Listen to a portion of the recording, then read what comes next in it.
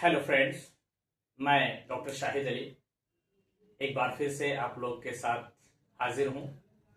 उम्मीद करता हूं आप लोग बेहतर होंगे, स्वस्थ होंगे, मस्त होंगे अपनी दुनिया में। तो दोस्तों चलिए आज हम बात करेंगे मैं खुद मेरे सेल्फ अपने उद्देश्य के बारे में। जैसे कि मैंने कहा बताया है कि हर एक टॉपिक पे मैं लेक्चर अपलोड करूंगा, लेकिन लेक्चर अपलोड करने से पहले आप लोग को यह जानना बड़ा जरूरी है कि मेरा उद्देश्य क्या है, बेसिक उद्देश्य क्या है। मेरा बेसिक उद्देश्य यह है, मैं आपको बताता चलूं कि nature versus medical science. Nature ने हमें, प्रकृति ने क्या दिया है और मेडिकल साइंस ने हमें क्या दिया है।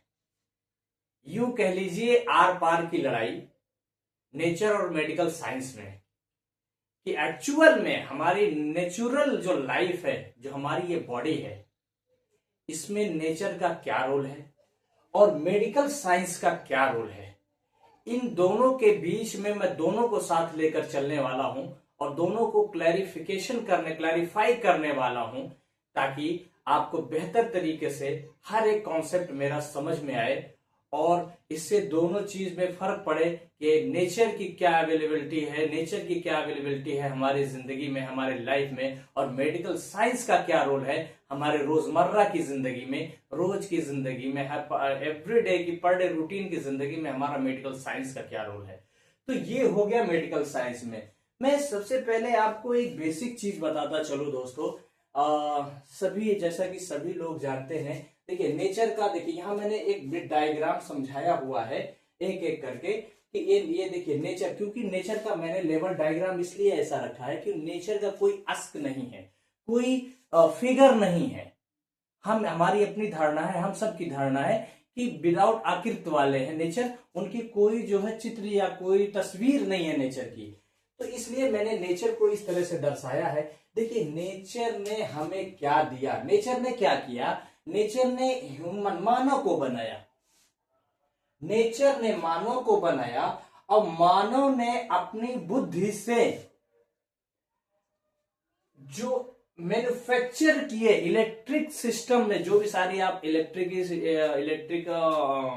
इंस्ट्रूमेंट आप देखते होंगे, रेलवे है, एयरप्लेन है, हेलीकॉप्टर है, तमाम इस बार देख रहे हैं एआई का जमाना अब तो आ गया है। ऐसी ऐसी टेक्निक्स जो है इजाद कर रहा है ह्यूमन, जो कि कभी कभी हमको कंफ्यूज कर देता है वाकई में नेचर बड़ा है कि साइंस बड़ा है। इसी चीज पर लेकर के मैं आज आपको क्लैरिफिकेशन देने की कोशिश करूंगा कि मेडिकल साइंस बड़ा है कि नेचर बड़ा है। मेरा बेसिक उद्देश्य यही है और मैं वन बाय वन करके, जैसा कि मैं आपको बताता चलूं, नेचर से मेरा जो लगाव है वो कमोबेश, मैं बात करता चलूं कमोबेश, मेरा नेचर से जो लगाव है वो लगाव मेरा लगभग, मेरे अनुभव के अनुसार, मेरे होशो हवास के अनुसार, मैं लगभग 25 साल से मैं नेचर के साथ जुड़ा हुआ हूं। और जो मैंने उसके बाद इसी बीच दरमियान मैं 15 साल तक लगभग ह्यूमन के बारे में स्टडी की है, रियल जाना है कि वास्तविकता ह्यूमन की क्या है, मानव की वास्तविकता क्या है। इससे मैंने लगभग 15 साल अध्ययन किया है। और दोस्तों फाइनली मैं आपको बताता ये चलूं कि 20 साल मेरा मशीनरी सिस्टम से भी बहुत ज्यादा लगाव रहा है। मैंने मशीनों के साथ भी अपनी जिंदगी को स्पेंड किया हुआ है। इस वजह से मुझे मशीनरी सिस्टम का भी अनुभव है। ओवरऑल मैं जब तीनों चीज को कंबाइंड करता हूं, तीनों चीज को जब एक साथ नजरिए से गहन में, डीपली में, रात में जब सोता हूं, तो मुझे आभास होता है कि नेचर बड़ा है कि ह्यूमन बड़ा है, नेचर बड़ा है कि मानव बड़ा है।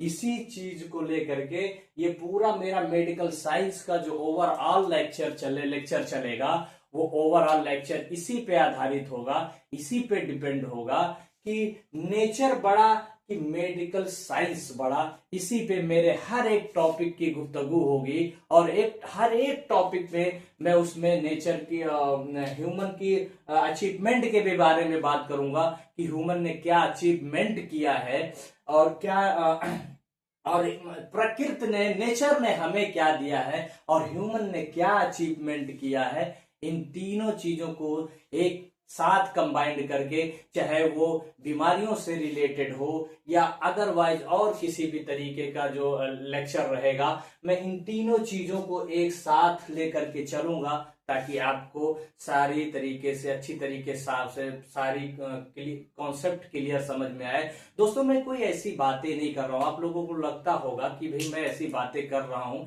ऐसी बातें नहीं कर रहा हूं। मैं एक चीज आपको बताता चलूं दोस्तों, अभी देखिए ये मेरी 15 साल की कमाई है, ये मेरी 15 साल की मेहनत है, ये 15 साल मैंने ह्यूमन पे रिसर्च किया हुआ है, जबकि आने वाले कुछ समय में मैं बुक भी लिख रहा हूं। हो सकता है ह्यूमन और नेचर पे मेरी एक बुक भी रिलीज प्रकाशित होगी। मेरा प्रयास इंशाल्लाह है कि इंशाल्लाह इस चीज पे मैं जरूर कोशिश करूंगा कि मेरी एक बुक भी पब्लिश हो नेचर वर्सेस ह्यूमन के अकॉर्डिंग।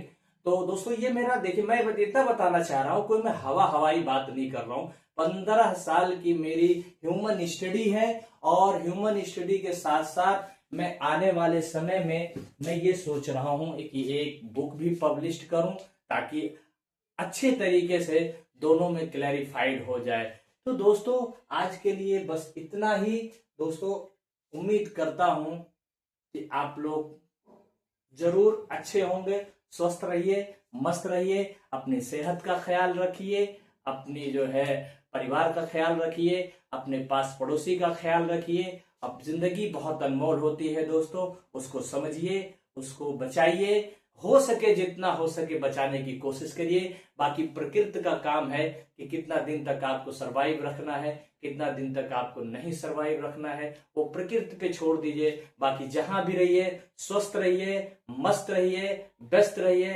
Thank you.